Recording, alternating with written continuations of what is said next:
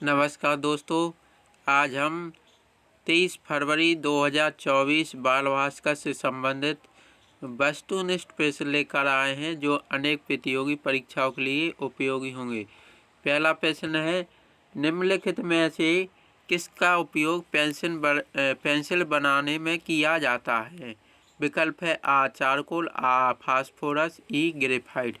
तो इस प्रश्न का सही उत्तर है ग्रेफाइट। आपने देखा होगा पेंसिल होती है ना, तो उसकी जो अंदर पेंसिल के अंदर वो काला काला होता है, और तो वह किसका बना होता है? ग्रेफाइट का। अब हम अगला प्रश्न देखते हैं, दूसरा वाला प्रश्न। इनमें से कौन सी बीमारी विटामिन सी की कमी से होती है? विकल्प है एनीमिया, नाइट ब्लाइंडनेस, ई स्कर्वी। तो इस प्रश्न का सही उत्तर है स्कर्वी। स्कर्वी रोग विटामिन सी की कमी से होता है, और विटामिन ए की कमी से नाइट ब्लाइंडनेस होता है, रतौंधी।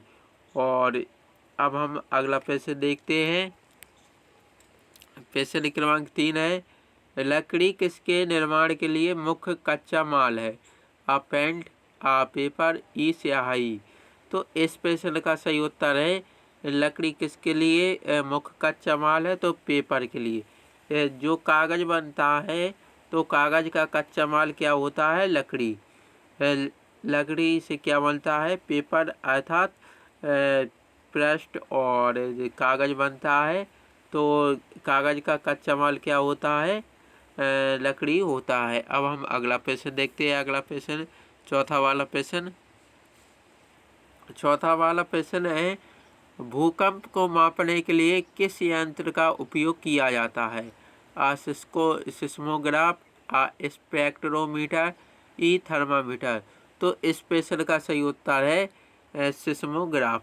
सिस्मोग्राफ से भूकंप की तीव्रता को रिएक्टर पैमाने पर मापा जाता है। और बात करें थर्मामीटर की, तो थर्मामीटर से क्या मापा जाता है?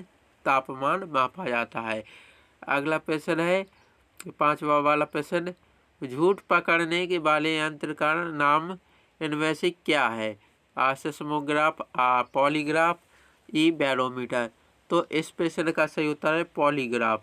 पॉलीग्राफ से झूठ को पकड़ा जाता है। जैसे कोई व्यक्ति, किसी ने कोई अपराध किया है, तो उसका पॉलीग्राफ टेस्ट होता है, तो उस टेस्ट में झूठ को पकड़ा जाता है, और इस झूठ पकड़ने वाले यंत्र को क्या बोला जाता है? पॉलीग्राफ।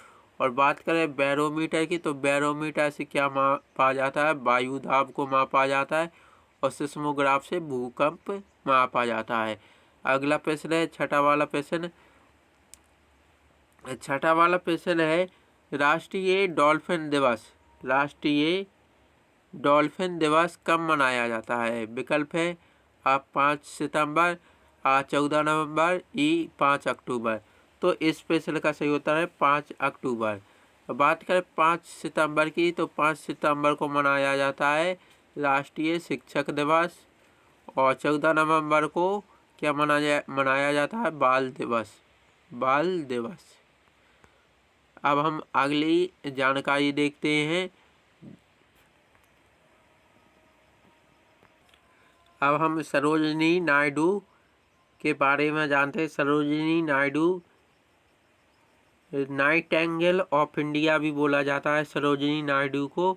ये यहाँ पर उनका चित्र अर्थात फोटो है। सरोजिनी नायडू देश की पहली महिला राज्यपाल थी। उन्हें नाइटिंगेल ऑफ इंडिया या भारत कोकिला की उपाधि प्रदान की गई थी। आइए जानते हैं इनके बारे में। सरोजिनी नायडू का बचपन। सरोजिनी नायडू का जन्म 13 फरवरी 1879 को हैदराबाद में एक बंगाली परिवार में हुआ था। वे एक महान कवयित्री भी थी। उन्होंने 12 साल की उम्र में कविता लिखना शुरू कर दिया था। उनकी कविताओं से प्रभावित होकर महात्मा गांधी ने उन्हें नाइटिंगेल ऑफ इंडिया, भारत कोकिला की उपाधि दी थी। तो प्रश्न आ जाता है कि नाइटिंगेल ऑफ इंडिया अर्थात भारत कोकिला की उपाधि किसने दी थी? तो महात्मा गांधी ने नाइटिंगेल ऑफ इंडिया और भारत कोकिला की उपाधि सरोजिनी नायडू को दी थी। अब आगे देखते हैं। बचपन से ही प्रतिभाशाली थीं। उन्होंने मद्रास यूनिवर्सिटी से मैट्रिक परीक्षा में टॉप किया। 1895 में 16 साल की उम्र में वे हायर एजुकेशन के लिए इंग्लैंड चली गईं और 3 वर्ष तक किंग्स कॉलेज लंदन और गिरटन कॉलेज में पढ़ाई की। 1858 में 19 साल की उम्र में उनकी शादी डॉक्टर गोविंद राजालू नायडू से हुई थी। कांग्रेस की पहली भारतीय महिला अध्यक्ष बनी।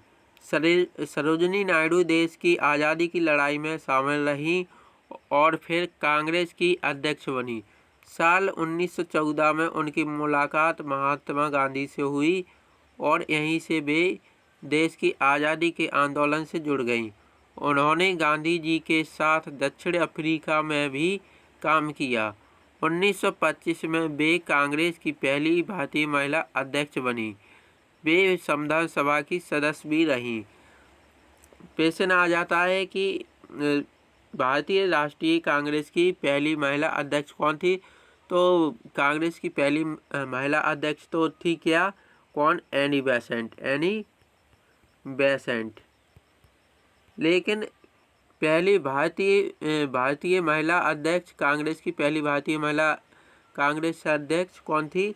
तो वह थी सरोजिनी नायडू। पहली भारतीय महिला अध्यक्ष सरोजिनी नायडू थी। लेकिन अगर पूछा जाए कि कांग्रेस की पहली महिला अध्यक्ष तो एनी बेसेंट थी। अब हम आगे देखते हैं। कैसर-ए-हिंद से सम्मानित। भारत में प्लेग महामारी के दौरान सरोजिनी नायडू के शानदार काम के लिए 1928 में उन्हें कैसर-ए-हिंद से सम्मानित किया गया। देश की आज़ादी के बाद उन्हें यूनाइटेड प्रोविंस का राज्यपाल चुना गया।